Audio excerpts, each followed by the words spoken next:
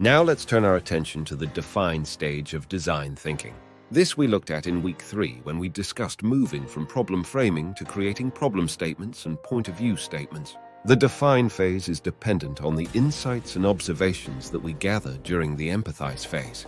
To define is to unpack our empathy findings into needs and insights, and to scope a meaningful challenge. If we define incorrectly, we must go back to the empathize phase. Creating a problem statement is about making sense of the results of empathy mapping, then defining an actionable problem statement. However, defining meaning from the experiences and stories you have heard about is difficult.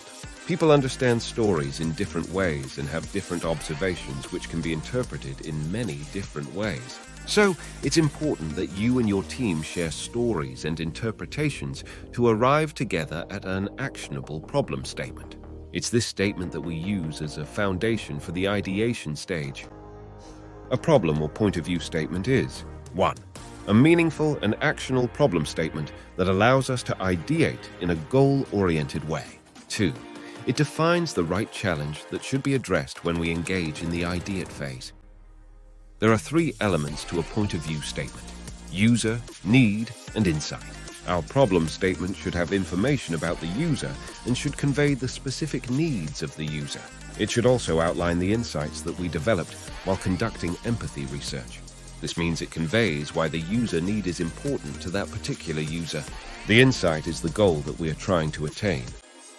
This insight should be rooted in empathy. We want to incorporate the user's hopes, fears, and motivations into our insight. One way to make actionable sense from our point of view statements is to use the how might we method. How might we questions help us in breaking our problem statement into smaller actionable parts for each of our users.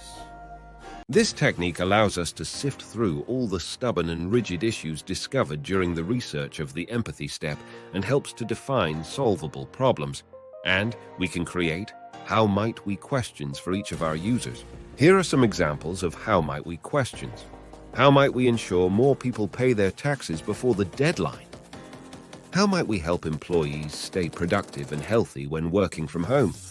How might we make customers feel that their information is safe and secure when creating an account?